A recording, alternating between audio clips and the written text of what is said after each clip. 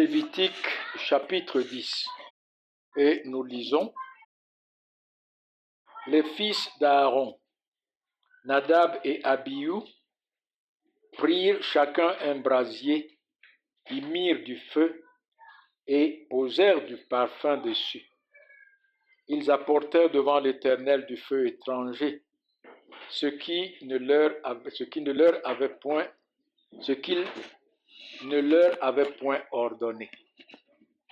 Alors le feu sortit du devant l'Éternel et les consuma. Ils moururent devant l'Éternel. Moïse dit à Aaron: c'est ce que l'Éternel a déclaré lorsqu'il a dit: je serai sanctifié par ceux qui s'approchent de moi et je serai glorifié en présence de tout le peuple. Aaron garda le silence.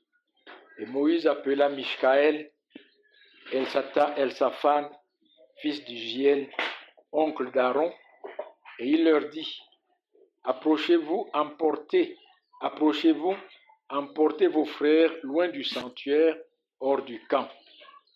Ils s'approchèrent et ils les emportèrent dans leurs tuniques hors du camp, comme Moïse l'avait dit. Moïse dit à Aaron, à Éléazar et à Ithamar, fils d'Aaron: vous ne découvrirez point vos têtes et vous ne déchirerez point vos vêtements, de peur que vous ne mouriez et que l'Éternel ne s'irrite contre toute l'assemblée. Laissez vos frères, toute la maison d'Israël, pleurer sur l'embrasement que l'Éternel a allumé.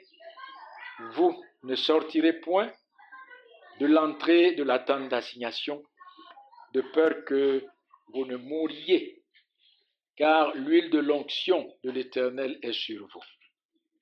Ils firent ce que Moïse avait dit. Amen. Voilà donc le texte de notre message de ce matin. Peu de temps avant cet événement funeste, dans le chapitre 10, Aaron et ses enfants et ses fils, il avait 4 fils, Nadab, Abihu, Ithamar et Éléazar. Les 4 venaient d'être consacrés sacrificateurs au service de l'Éternel. Dans le chapitre 8, c'est là que Moïse les a consacrés selon l'ordre que l'Éternel lui a donné. Et dans le chapitre 9, Aaron et ses fils venaient de faire leur premier sacrifice. Ils venaient d'offrir leur premier sacrifice à l'Éternel. Et l'Éternel a agréé leur sacrifice en faisant, n'est-ce pas, descendre le feu du ciel pour consumer ces sacrifices devant tout le peuple en joie. Nous le lisons, versets 22 à 24. Lévitique 9. Aaron leva ses mains vers le peuple et il le bénit. Puis il descendit, après avoir offert le sacrifice d'expiation, l'holocauste et le sacrifice d'action de grâce. Moïse et Aaron entrèrent dans la tente d'assignation. Lorsqu'ils sortirent, ils bénirent le peuple et la gloire de l'Éternel apparut à tout le peuple. Le feu sortit de devant l'Éternel et consuma sur l'autel de l'holocauste et les graisses.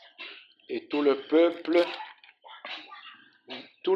le vit, et ils poussèrent des cris de joie et se jetèrent sur leurs faces. Amen.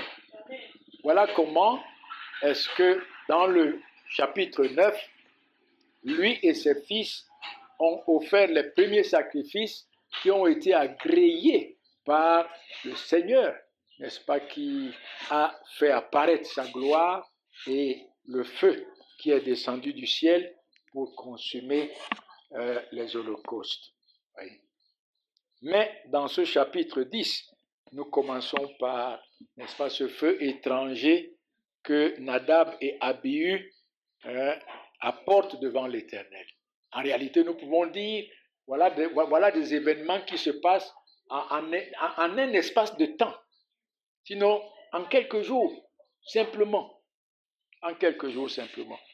Voyez, nous voyons donc ici Abihu et Nadab qui viennent vers l'Éternel, qui leur a ordonné, qui leur a donné toutes les instructions en détail, comment ils devaient l'adorer dans le sanctuaire, leur service, à quoi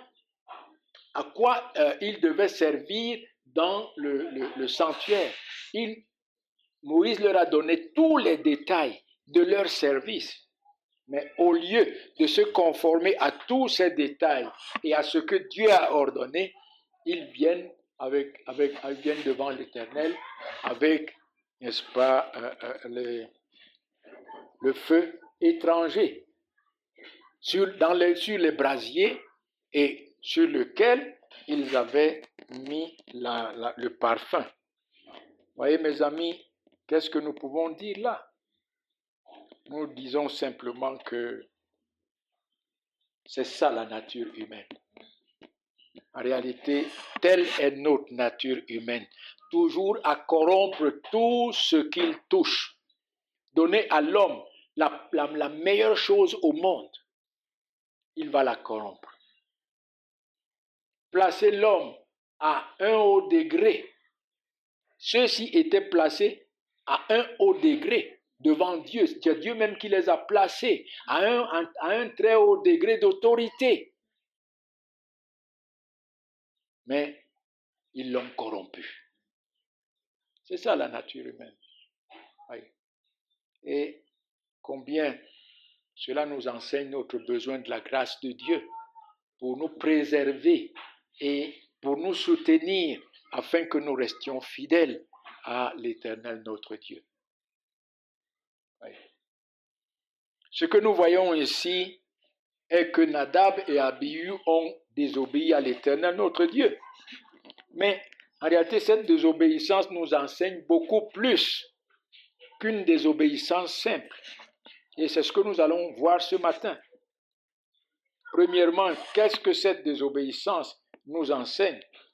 Elle nous enseigne que nous ne pouvons pas nous approcher de Dieu, nous ne pouvons pas adorer Dieu, nous ne pouvons adorer Dieu, nous approcher de Dieu que selon ce qu'il a ordonné, selon la manière dont il a ordonné.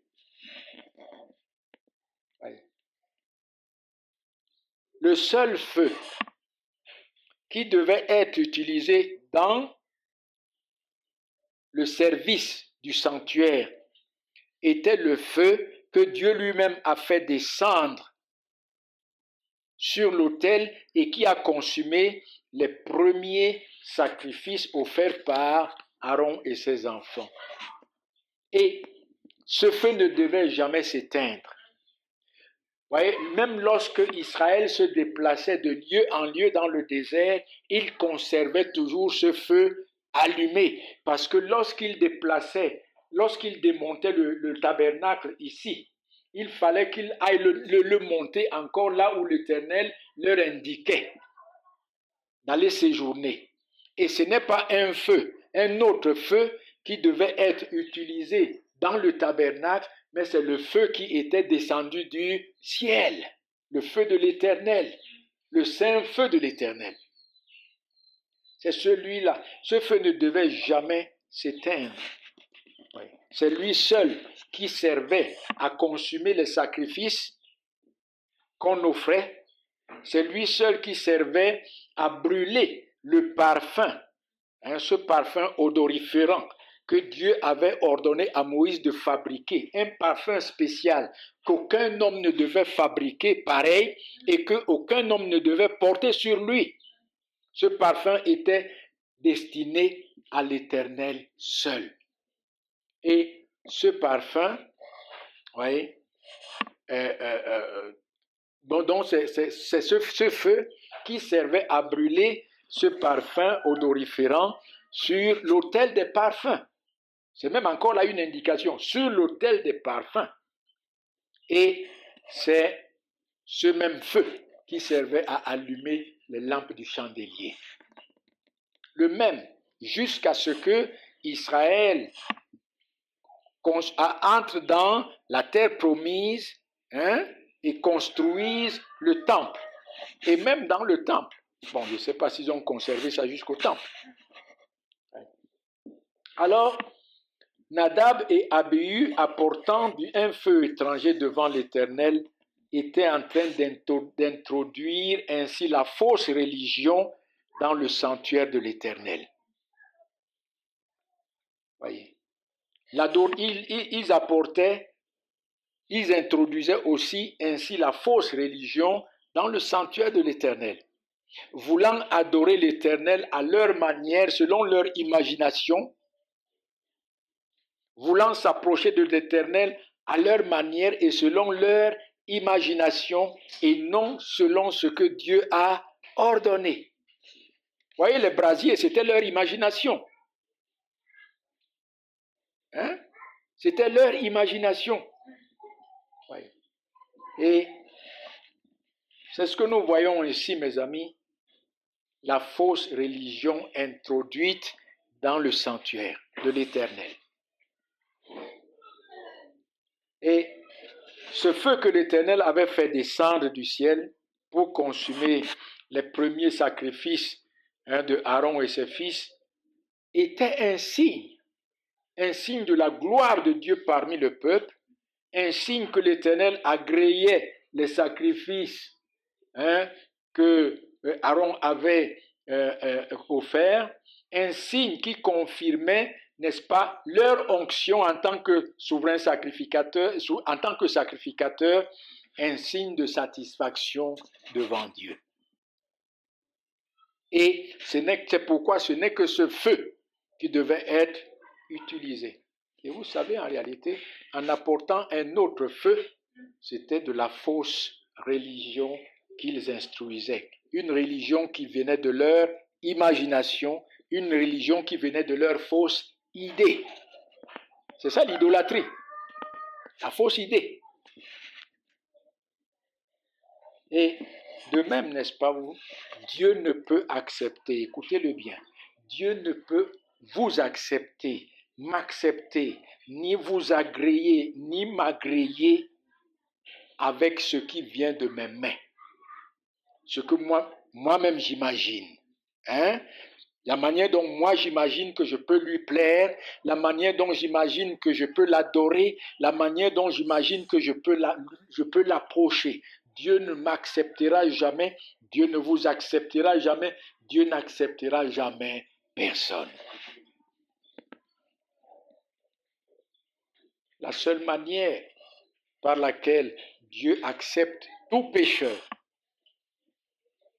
et lui fait grâce, c'est par celui qui est descendu du ciel. Par celui qui est descendu, celui que Dieu nous a donné du ciel. Voilà le mot, l'expression. Celui que Dieu nous a donné du ciel, son Fils Jésus-Christ. Celui que Dieu a oint, celui qui est le plaisir de Dieu, celui en qui Dieu, celui qui est la pleine satisfaction du cœur de Dieu. Ce n'est qu'en Christ et Christ seul. Vous voyez, ce feu était un signe de la gloire de Dieu parmi eux.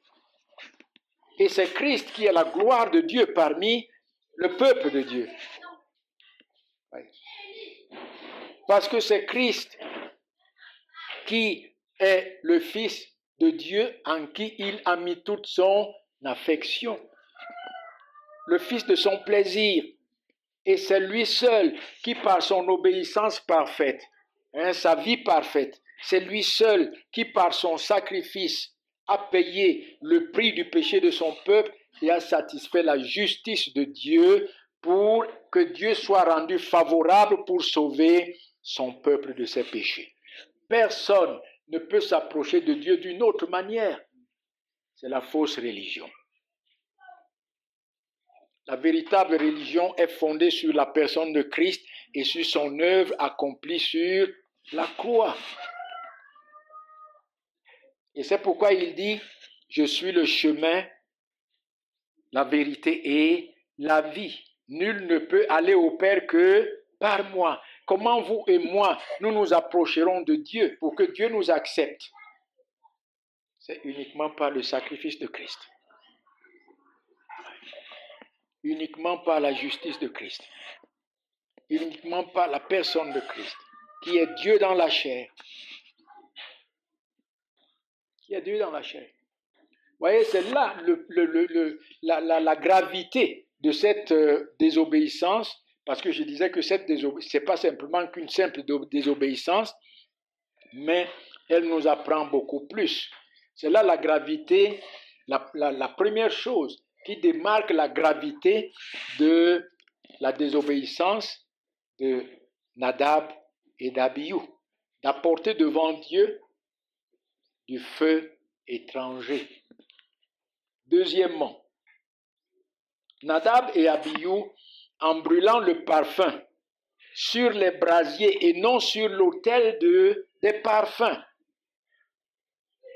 Parce que dans le tabernacle, il y avait un autel, selon l'ordre que Dieu avait ordonné à Moïse de fabriquer. Un autel qui était fabriqué d'abord en bois de sittim, en bois d'acacia, et puis recouvert d'or pur.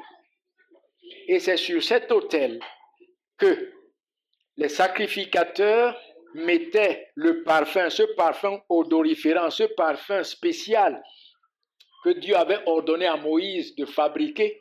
Lisez dans Exode, non, c'est pas maintenant, vous le lirez dans Exode 30.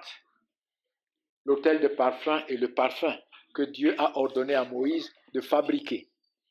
C'est sur cet autel de parfum qu'on brûlait ce parfum qui montait quotidiennement qui montait constamment vers Dieu, comme une odeur agréable.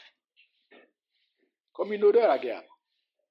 Et on devait mettre le parfum matin et soir, afin qu'il y ait toujours ce parfum qui monte, l'odeur du parfum devait constamment monter sans s'arrêter. Et en fait, qu'est-ce que cet autel et ce parfum nous enseignent? C'est un symbole de notre Seigneur et Sauveur Jésus-Christ. Véritablement homme et véritablement Dieu. Le bois d'acacia avec lequel on a fabriqué l'autel, c'est symbolique de l'humanité de Christ. Symbolique de l'humanité de Christ. Maintenant, l'or pur dont on a couvert cet autel, c'est la divinité de notre Seigneur et Sauveur Jésus-Christ. Et le parfum qui devait brûler constamment, symbolique de l'intercession de Christ en faveur du peuple qu'il a racheté par son sang. Voilà le symbolisme de cet autel et de ce parfum odoriférant. Et vous voyez ces hommes, en brûlant le parfum sur les brasiers et non sur l'autel des parfums, nous l'avons vu, introduisait encore là la fausse religion. Selon mon imagination et non pas selon Dieu, ce que Dieu ordonne. Selon mon imagination et non pas ce que Dieu ordonne. Et en même temps, ils étaient en train de profaner l'œuvre de l'intercession de Christ en faveur de son peuple. Parce que le parfum ne devait pas être mis sur le brasier, mais sur l'autel. Sur l'autel. Christ. Sur Christ. Parce que c'est lui qui intercède, ce n'est pas les brasiers. Ils étaient en train de pervertir. Ils étaient en train de profaner cette œuvre d'intercession de notre Seigneur et Sauveur Jésus-Christ. Et mes amis, personne, je le disais tout de suite, ne peut s'approcher de Christ, de Dieu, sans un médiateur. Et pourquoi Christ intercède? Parce qu'il est le médiateur que Dieu nous a établi entre lui et nous. Et nous. Sans un médiateur parfait. Et qui est-il? Le Seigneur et Sauveur, Jésus-Christ. Celui que Dieu a établi entre Dieu et les hommes. Personne ne peut être accepté devant Dieu et personne ne peut être sauvé par Dieu. Vous voyez, c'est là la gravité de l'obéissance de ces deux enfants, de ces deux sacrificateurs. Ils n'étaient plus des enfants. C'était des hommes qui avaient même déjà des familles. Chers amis, c'est uniquement, et c'est pourquoi dans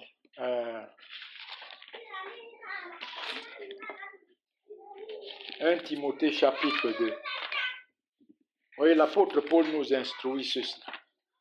Lisons ce passage, 1 Timothée chapitre 2. À partir du verset 5,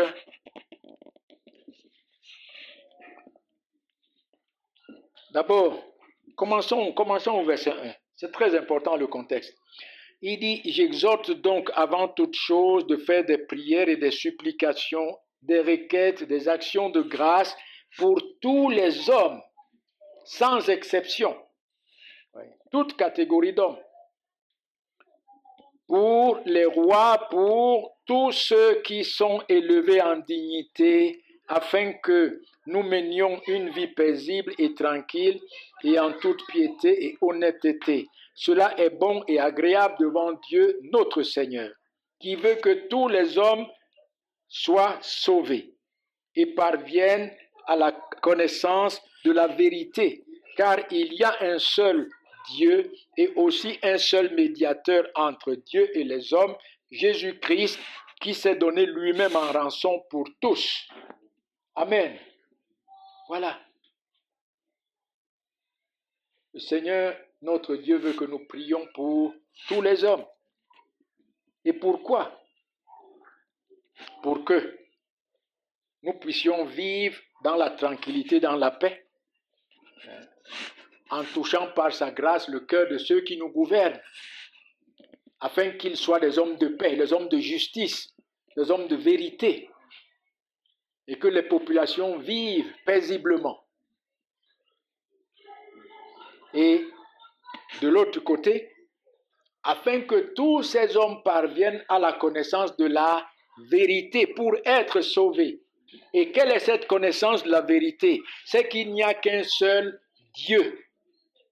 Aucune de ces idoles qu'ils adorent là dehors, aucun de ces dieux fabriqués, le Dieu fabriqué, l'ouvrage de leurs mains, le Dieu de leur imagination ne peut les sauver.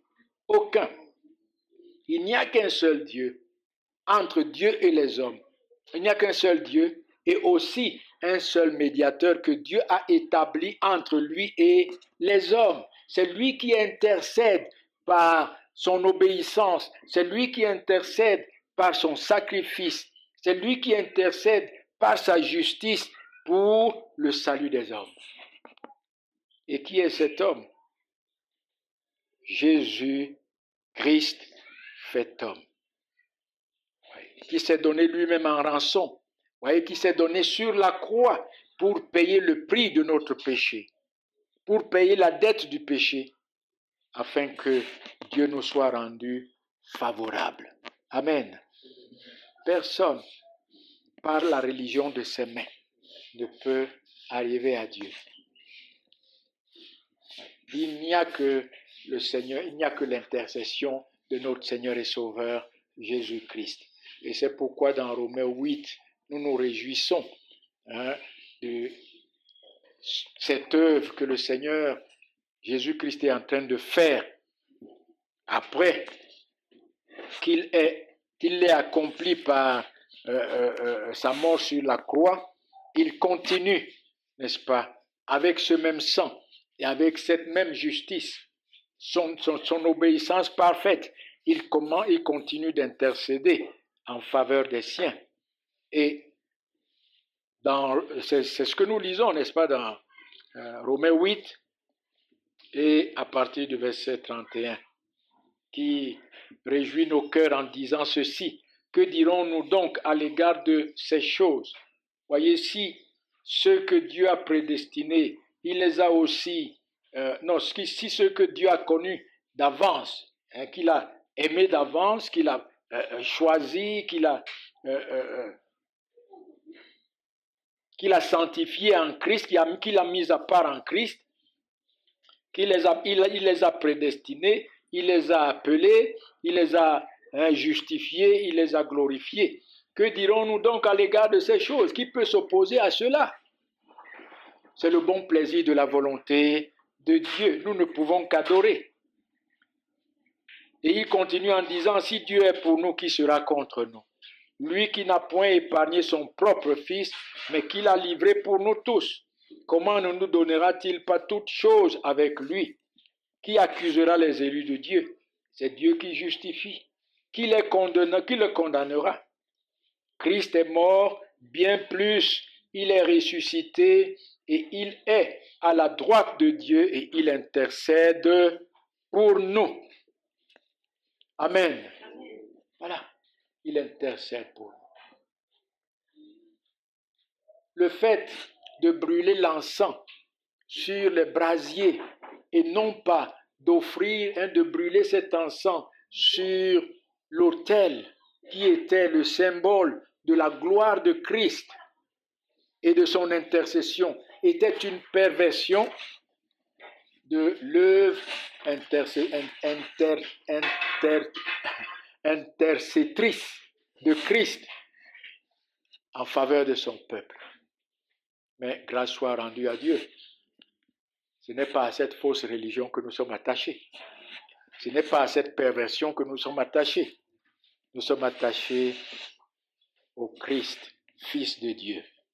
Dieu dans la chair, qui est mort, qui est ressuscité, qui est assis à la droite de Dieu et qui intercède pour nous. Amen. Voilà donc, voyez, la deuxième gravité de la désobéissance des fils d'Aaron devant l'Éternel. Et comme nous le voyons, cette désobéissance ne pouvait qu'attirer la colère de l'Éternel sur les fils d'Aaron. Revenons dans notre texte, dans Lévitique 10, verset 2, il dit « Alors le feu sortit de devant l'Éternel et les consuma. Et l'Éternel, les consuma, ils moururent devant l'Éternel. » Vous voyez mes amis, c'est ça la vérité. Nous ne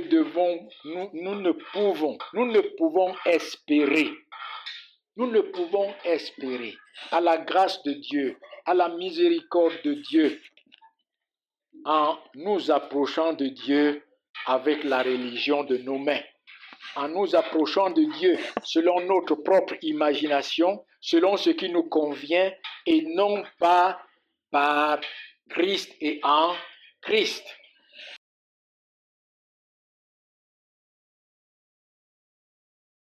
La colère de Dieu frappe et frappera tous ceux qui s'approchent de Dieu selon leur propre imagination et selon la religion de leurs mains. Oui. Et Dieu est un Dieu dévorant qui consume l'idolâtrie. Lisons-le dans Deutéronome chapitre 4 et le verset 23 à 24. Deutéronome chapitre 4. Deutéronome chapitre 4, verset 23 à verset 24. Voilà ce que Dieu dit en mettant en garde son peuple. Il dit, veillez sur vous afin de ne point mettre en oubli l'alliance que l'Éternel, votre Dieu, a traitée avec vous. Et de ne point faire d'image taillée, de représentation quelconque que l'Éternel ton Dieu t'a défendu car l'Éternel, ton Dieu, est un feu dévorant, un Dieu jaloux. Amen. Et cela s'est accompli au même instant sur les fils d'Aaron, sur le sacrificateur Nadab et sur le sacrificateur Abihu. Ils sont venus vers Dieu avec la religion de leurs mains. Une idolâtrie. Et ils ne pouvaient pas espérer en la grâce de Dieu. Ils ne pouvaient pas espérer en la miséricorde de Dieu. Non, la colère de Dieu. Et elle a frappé soudainement. Soudainement. Voyez, mes amis, la religion de l'homme ne peut attirer que la colère de Dieu. Ainsi, tous ceux qui fondent leur espoir de salut en leurs œuvres, leurs efforts personnels, leurs décisions et leur libre arbitre, que sur la grâce de Dieu manifestée en Jésus-Christ et sur la justice de Christ, sont sous la malédiction de Dieu. C'est ce que la Bible dit. Lisons Galates, chapitre 3.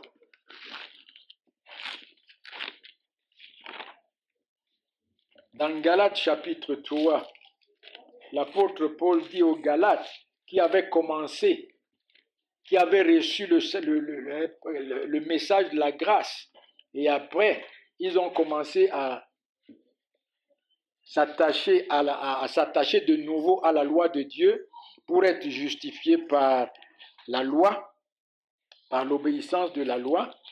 L'apôtre Paul dit ceci. Il dit c'est une mise en garde. Galates 3, à partir du verset 10, il dit, car tous ceux qui s'attachent aux œuvres de la loi sont sous la malédiction.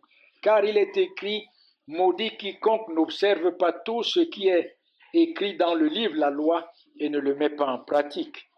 Et que nul ne soit justifié devant Dieu par la loi, car il est évident, puisqu'il est dit, le juste vivra par la foi. Or, la loi ne procède pas de la foi, mais elle dit, celui qui mettra ces choses en pratique vivra par elle. Ce qui est impossible, totalement impossible, absolument impossible. Voici notre espoir et notre espérance. Verset 13, Christ nous a rachetés de la malédiction de la loi, étant devenu malédiction pour nous, car il est écrit, maudit est quiconque est pendu sur le bois. Amen. Oui, le Seigneur Jésus-Christ a parfaitement obéi à cette loi de Dieu et satisfait à la justice de cette loi de Dieu, et par son sacrifice, il a expié le péché de son peuple, payant la dette de son peuple, et a satisfait à la justice de Dieu. C'est lui qui est notre espoir. Parce que c'est en lui qu'est la rédemption. En lui et en lui seul. Vous voyez, Christ nous a rachetés de la malédiction de la loi. C'est pourquoi aucune loi de Dieu ne peut plus nous frapper. Nous ne sommes plus appelés à mettre la loi de Dieu en pratique pour être sauvés par notre obéissance. Ce que nous ne pouvons pas. Le Seigneur Jésus-Christ l'a fait. Et son obéissance nous sauve parfaitement. Son obéissance nous sauve pleinement. Son obéissance nous sauve entièrement. Tous ceux qui sont en Christ sont considérés comme des hommes et des femmes qui n'ont jamais transgressé une seule loi de Dieu. Et c'est pourquoi il est écrit, il n'y a donc maintenant aucune condamnation. Parce que la loi nous condamnait. Et non seulement nous condamnait, mais maudissait à la mort éternelle dans les flammes de l'enfer. Et nous lisons encore dans 1 Corinthiens chapitre 1.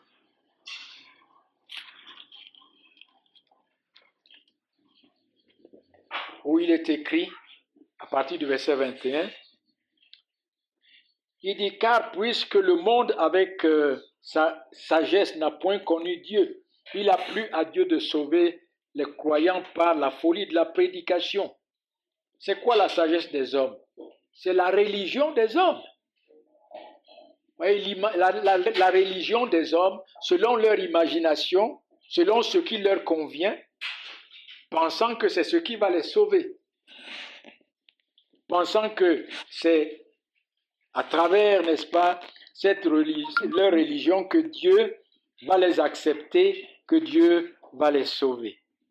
Non, il a plu à Dieu dans sa sagesse de sauver ses élus par la folie de la prédication.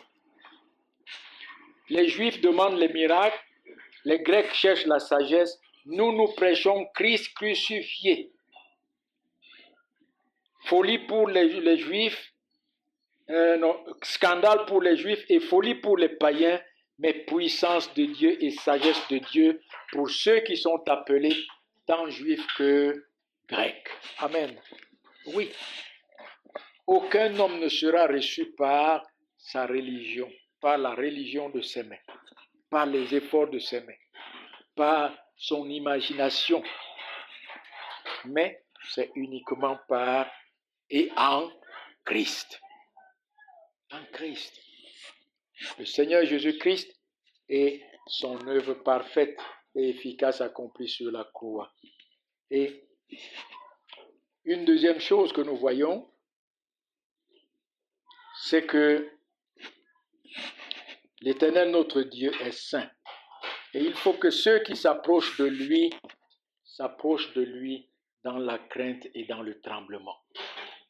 Voyez, revenons dans notre texte. Ne quittons pas notre texte. Lévitique chapitre 10.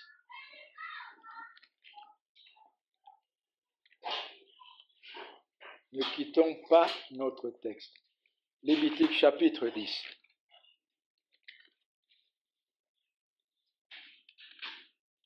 Il dit au verset 3, Moïse dit à Aaron, c'est ce que l'Éternel a déclaré lorsqu'il a dit, je serai sanctifié par ceux qui s'approchent de moi et je serai glorifié en présence de tout le peuple. Amen. Voilà. Ça veut dire quoi? Tous ceux qui s'approchent de l'Éternel notre Dieu, lui qui est un feu dévorant, lui qui est saint, 3 fois saint, doivent s'approcher de lui dans la crainte et dans le tremblement. Et dans le tremblement. Voyez mes amis, le Seigneur Jésus-Christ Dieu nous a aimés et rien ne nous séparera de son amour. Il est devenu notre ami en Christ, il est devenu notre frère en Christ. Mais il reste ce Dieu saint, 3 fois saint, devant lequel nous devons nous approcher avec crainte et avec tremblement. Le glorifiant au-dessus de toutes choses, l'élevant au-dessus de toutes choses, en majesté et en gloire. Et c'est ce que ces hommes n'ont pas fait, ces sacrificateurs n'ont pas fait. Oui. Ils ont oublié qu'ils étaient devant un Dieu saint et que les ordonnances de Dieu étaient des ordonnances saintes. Et ils ont fait ce qu'ils ont fait et ils ont aussi récolté ce qu'ils ont récolté. Mes amis, en Christ, notre Seigneur et notre Dieu est notre ami et notre frère. Il est notre Rédempteur, il est notre Roi, il est notre Seigneur. Mais, n'oublions jamais ça. Ne perdons pas de vue qu'il reste et il demeure un Dieu saint. Voyez la grâce que Dieu nous a donnée en Jésus-Christ, que Dieu nous a faite en Jésus-Christ. L'amour dont Dieu nous a aimés en Jésus-Christ est attaché à sa sainteté. Et c'est pourquoi il dit, vous serez saints parce que je suis saint. Attaché à sa sainteté. Nous devons adorer notre Dieu avec crainte et tremblement. Et nous pouvons le lire, n'est-ce pas, d'abord dans le psaume 2, n'est-ce pas, ce que Dieu ordonne à tous les hommes. dans le psaume 2. Il est écrit à partir du verset 10. Il dit, « Et maintenant, roi, conduisez-vous avec sagesse. Juge de la terre, recevez instruction. Servez l'Éternel avec crainte. Réjouissez-vous avec tremblement. Baisez le Fils de peur qu'il ne s'irrite et que vous ne périssiez dans votre voie. Car sa colère est prompte à s'enflammer. Heureux tous ceux qui se confient en lui et qui le servent avec crainte et tremblement. » Et c'est pourquoi aussi dans Philippiens, chapitre 2, voici l'exhortation de l'apôtre Paul aux Philippiens. Il leur dit à partir du verset 12, il dit ainsi, mes bien-aimés, comme vous avez toujours obéi, mettez en œuvre votre salut avec quoi? Crainte et tremblement.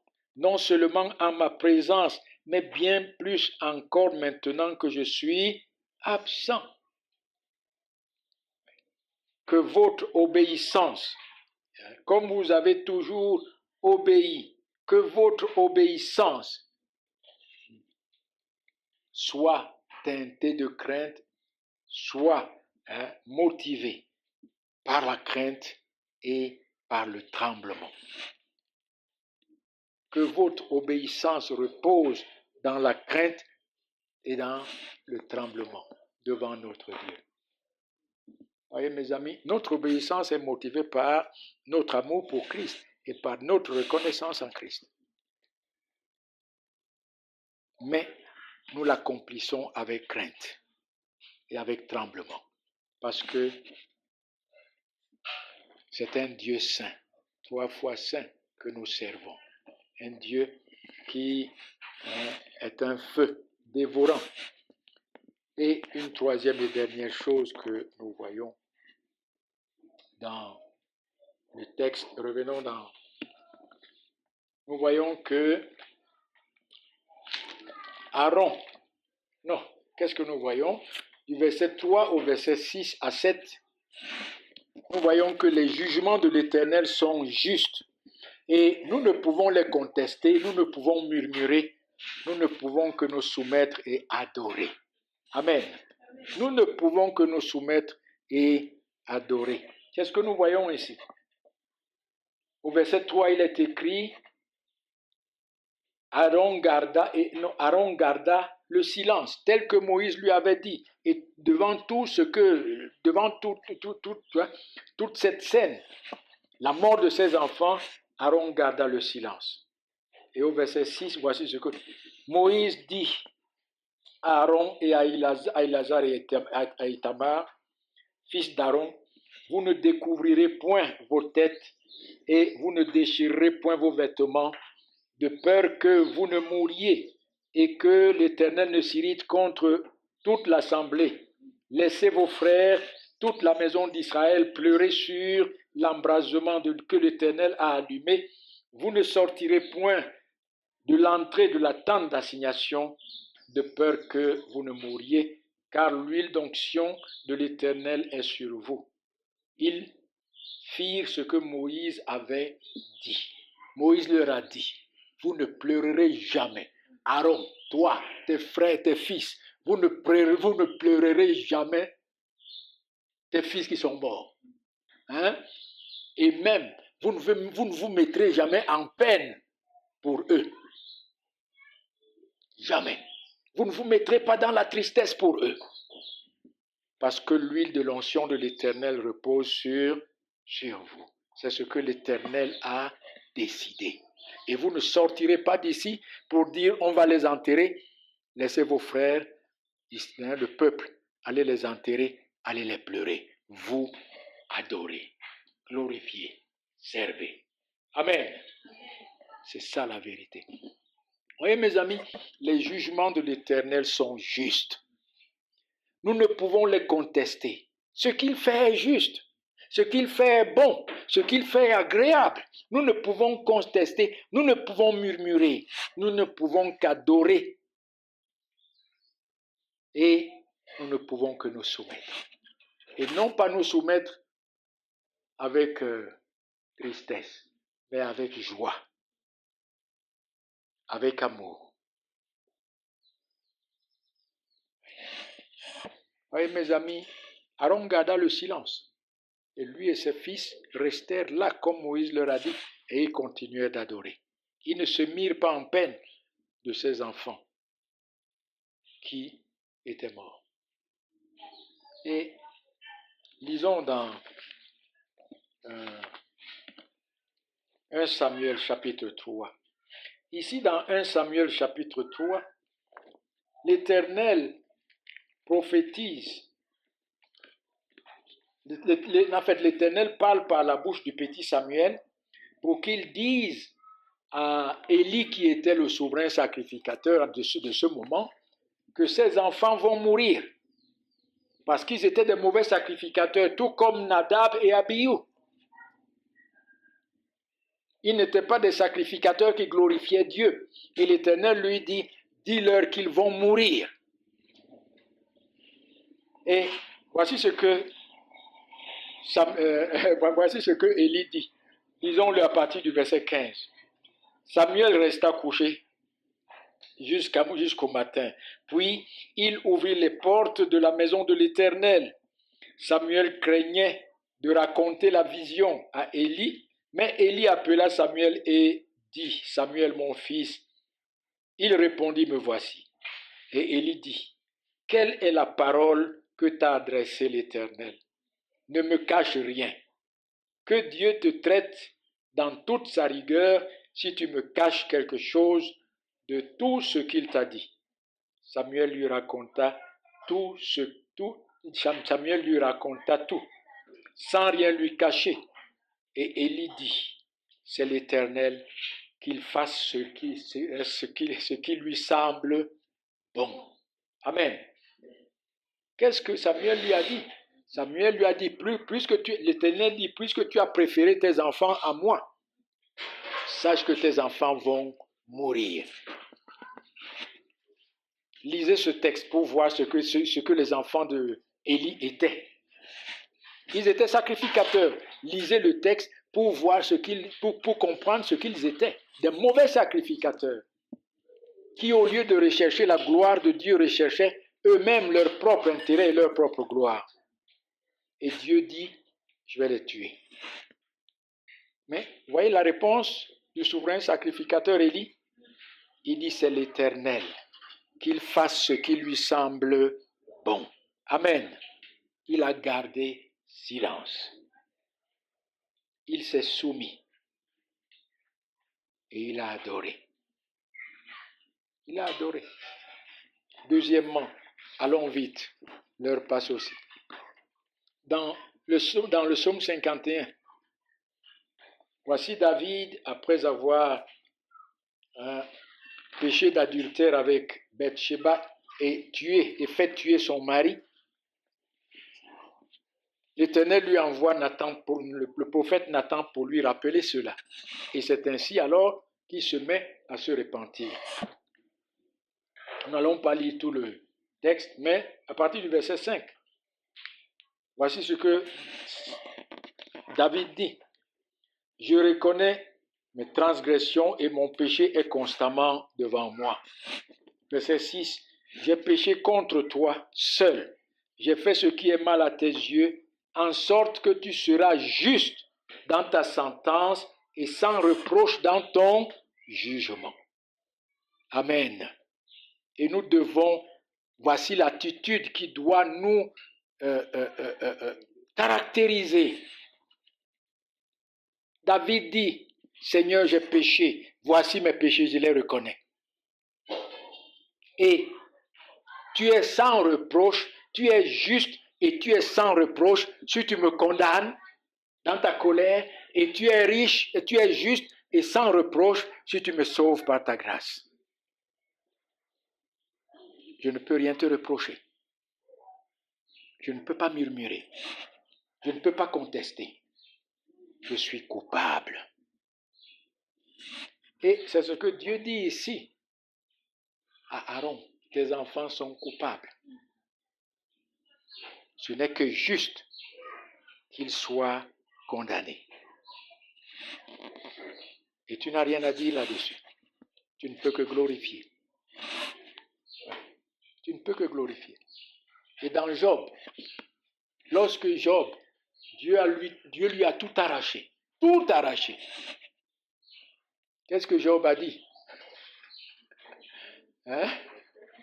Il dit, l'Éternel a donné, l'Éternel a repris. Que le nom de l'Éternel soit glorifié. Voyez mes amis, les jugements de l'Éternel sont justes. Nous ne pouvons les contester. Nous ne pouvons murmurer. Nous ne pouvons que nous soumettre et adorer. Que Dieu nous donne la grâce d'être véritablement de ces hommes qui reconnaissent à Dieu tout le droit dans sa souveraineté, qui reconnaissent à Dieu tout le droit, toute l'autorité, tout le pouvoir de faire ce qu'il veut. Amen. Et en tant que sacrificateur, parce que la Bible dit que nous avons tout ce que Christ a racheté, il a fait de nous un peuple de sacrificateurs. Servons notre Dieu dans la crainte et le tremblement. Servons notre Dieu selon ce qu'il a ordonné et non selon notre imagination. Amen. Dieu bénisse sa parole.